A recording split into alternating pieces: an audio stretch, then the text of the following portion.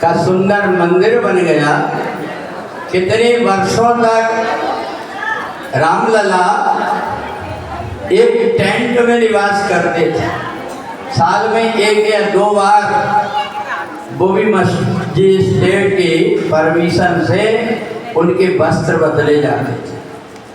आज सुंदर भव्य मंदिर जो अयोध्या धाम में बना हुआ है, ये सब ये राम कथा में आने वाले भक्तों के ही भावना का प्रभाव है। बोलिए रामलला सरकार की जय हो। तो भगवान राम का आज भव्य मंदिर बना, तो इसलिए ये जो राम जी की कथा है आज अपने को बहुत जरूरी हो गई है। इसलिए जरूरी हो गई है क्योंकि वर्तमान समय में हम देखें परिवार के अंदर धन तो बहुत है, परंतु आपस में एक दूसरे के बीच में कोई संपर्क नहीं। पत्नी अलग मोबाइल चला रही है, पति अलग चला रहे हैं, बेटा अलग मोबाइल चला रही है और बेटी अलग मोबाइल। 4 आदमी घर में रहने पर चारों का संपर्क नहीं है।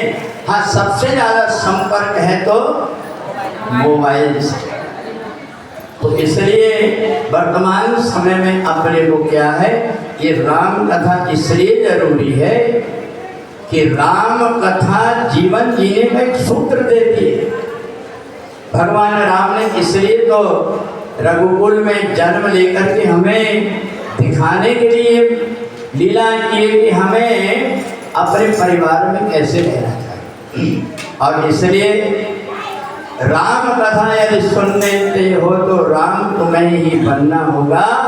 और चलो राम के पद चिन्हों में अब इतिहास बदलना। भगवान राम जी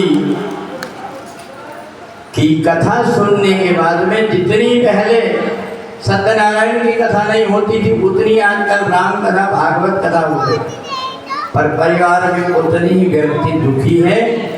तो इसलिए देखो, जहाँ कहीं राम कथा होती है तो मैं रामचरितमानस की चौपाइयाँ बोल बोल करके आपके कान से अंदर तक के प्रवेश करा देता। क्यों कि ये जो राम जी की कथा है, इसमें जो चौपाई है क्या समझते, मंत्र महामणि विषय ब्याल के ये मेटत कठिन अंक हाल के।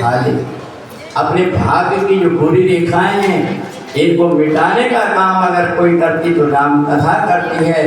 तो इसलिए आज हम लोगों ने दूसरे दिन की कथा में भगवान राम जी के प्राकट्य की कथा को सुने।